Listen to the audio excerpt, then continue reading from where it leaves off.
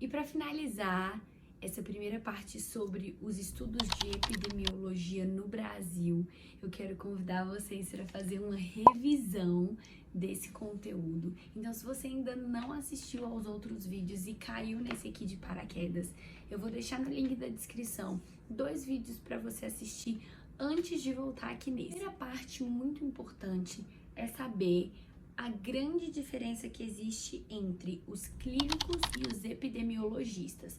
Então, os clínicos, eles vão estudar a doença de uma determinada pessoa, de um determinado indivíduo que vai até o consultório, que vai até o hospital, né, queixando de algum problema. Já os epidemiologistas, eles vão tratar de uma doença que está envolvendo uma população. Então, os epidemiologistas vão estudar um grupo de pessoas que vivem ali naquela mesma região, levando em consideração tanto questões de como elas vivem, saneamento básico, né, toda a parte de saúde delas, quanto a parte econômica também. Outra coisa muito importante nesse assunto é saber explicar quem foi Oswald Cruz. Foi a pessoa nomeada para sanear a capital do país, que no momento era o Rio de Janeiro, que estava passando por uma série de problemas, como varíola, peste bubônica, febre amarela. E aí foi ele que fundou o centro de pesquisa que hoje leva o seu nome e que trabalha de uma forma muito renomada com a questão da epidemiologia no Brasil. Inclusive, foi nesse centro de pesquisa que Carlos Chagas descobriu a doença de Chagas em 1909. E o que é saúde?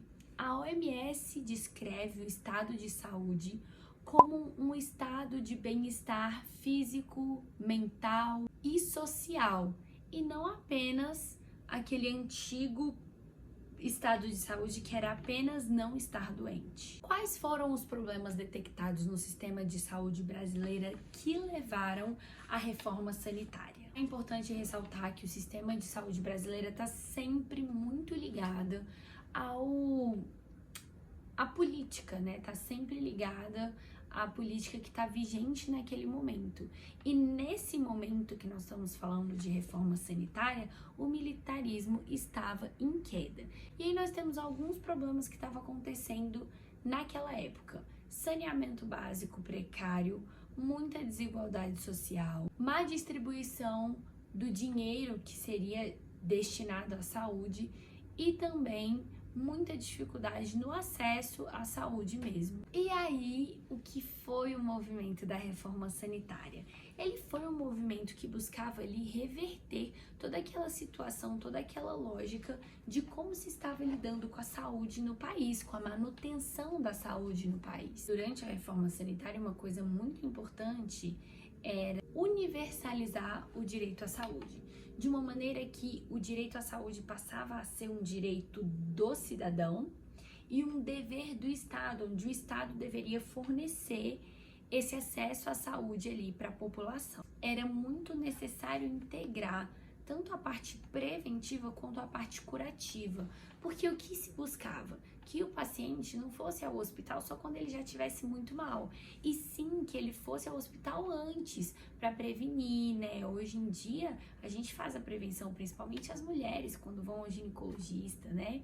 A gente tem campanhas de vacina, então muitas vezes a gente já se cuida, e inclusive a idas ao hospital, inclusive em consultas médicas preventivas, para que a gente possa evitar problemas futuros. Também tinha como objetivo descentralizar a parte administrativa e a parte financeira. E ali também veio a criação do SUDES, que logo mais virou o SUS. As principais diretrizes do SUS: universalidade e integridade. A gente já falou sobre isso, né? Universalidade da saúde ser um direito de todos terem acesso, e integralidade, integrar as ações preventivas e curativas. Então, esses eram os princípios básicos. Quem compunha o grupo da reforma sanitária? Então, várias pessoas que estavam envolvidas e interessadas na saúde, como as pessoas mesmo, a população, técnicos em saúde, médicos, estudantes da área da saúde, enfermeiros. E aí outra coisa muito importante é saber explicar o que aconteceu em cada uma dessas datas que eu vou falar aqui para vocês e que no outro vídeo eu expliquei bem direitinho. 1903 foi quando Oswald Cruz foi nomeado para sanear a capital. Em 86 aconteceu a 8ª Conferência Nacional da Saúde. Em 87 já veio a criação do SUS, que na verdade ainda era o SUDES, porque em 88 é que veio de fato o SUS. Em 1990, Lei Orgânica da Saúde. Em 991, início do processo de descentralização, e 993. Então é muito importante que você volte no vídeo que eu expliquei o que aconteceu em cada uma dessas datas para você não ficar perdido. E para finalizar, a gente ainda teve o Pacto da Saúde de 2006 e o de 2008. Eu vou dar uma resumida na evolução histórica da epidemiologia para que a gente possa se situar novamente em toda a história que envolve aí os acontecimentos. Então a primeira fase foi a fase da magia. O que acontecia na fase da magia? As pessoas ainda acreditavam que tudo eram ações dos deuses. Então se você fazia coisas boas ou coisas ruins, os deuses te davam coisas boas ou coisas ruins, saúde ou doença. Era ali onde as forças sobrenaturais dominavam tudo. Começou-se a perceber que os locais mais insalubres, aonde tinha muito lixo, aonde passava água suja, era aonde as pessoas ficavam mais doentes. E começou também a recolher o lixo e jogar o lixo mais distante das casas. E também passaram a enterrar os mortos mais distantes da cidade. E aí começaram a falar do mau ar, aí que vem a malária, né? Que aquele ar, que aquele odor fazia mal, as pessoas adoeciam e morriam. E depois disso, veio a descoberta dos micro-organismos, que se percebia que existiam organismos muito pequenininhos vivos capazes de proliferar doenças. Até que chegamos nos fatores múltiplos e entendemos que a doença e a saúde, ela pode vir de diversas formas e muitas coisas podem influenciar nesse estado, como por exemplo, aonde a pessoa mora, o que ela come, onde ela trabalha, quanto ela ganha,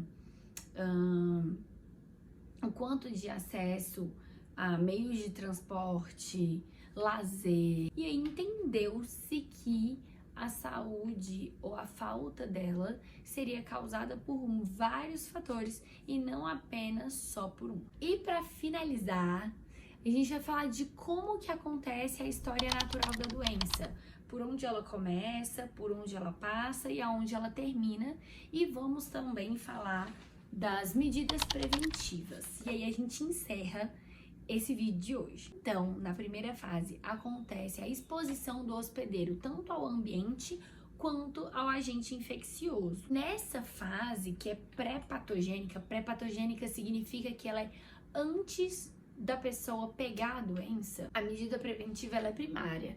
A medida preventiva primária ela visa evitar que haja contaminação, com prevenção mesmo. Por exemplo, bom saneamento, vacinação e a educação das pessoas mesmo. E quando acontece essa interação entre o agente, o hospedeiro e o meio ambiente, já começam a surgir algumas reações no organismo do hospedeiro, mas ainda não tem sintoma. E é nessa hora que o sistema imunológico vai combater ou a pessoa vai pegar de fato a doença. Dessa fase em diante, a gente já tá no período patogênico, já aconteceu a infecção. E aí as medidas protetivas, as medidas preventivas passam a ser secundárias ou terciárias, a depender do caso. Que o paciente já pode estar na fase clínica, apresentando sintomas, é onde ele vai até o médico, diz o que ele está sentindo, né? Assim, o profissional ele já pode entrar com o diagnóstico, ele já pode começar o tratamento, uma medicação, para eliminar os danos mesmo que a doença pode causar no paciente. E aí, para finalizar, a gente entra com a medida preventiva terciária, que é mesmo uma reabilitação assim que o paciente termina o tratamento, se ficou alguma sequela, né, para que a gente consiga limitar mesmo os danos ali que a doença causou ao paciente. E é isso, gente, eu espero muito que vocês tenham gostado desse vídeo, eu espero que ele tenha servido para recapitular o assunto, porque vem aí a parte 2 da epidemiologia, né, o segundo semestre. Ah, mas calma, tem uma coisa que eu esqueci, que eu acabei de ver aqui. É importante a gente saber diferenciar período de latência e período de incubação. O período de latência vai do momento de exposição do hospedeiro até o momento em que ele de fato foi infectado. Então, sabe ali naquela primeira fase que eu falei, onde fica a pessoa, o agente infeccioso e o meio ambiente? Entre esse momento em que eles estão ali convivendo juntos e a infecção de fato é o período de incubação. É o período de latência. O período de incubação vem em seguida sendo aquela fase entre o momento que o hospedeiro foi infectado até ele apresentar os primeiros sintomas. O período de incubação, ele pode ser tanto curtinho, dias, horas, quanto semanas, anos, né? Quantas pessoas morrem por outros fatores sem saber que tinham uma doença X, né? Então, o período de incubação, ele vai desde a infecção até quando o primeiro sintoma aparecer. E ele pode variar de acordo com a doença, de acordo com o organismo do hospedeiro, tá bom? E é isso, gente. Meu nome é Gabriela Carneiro e a gente se vê no próximo vídeo.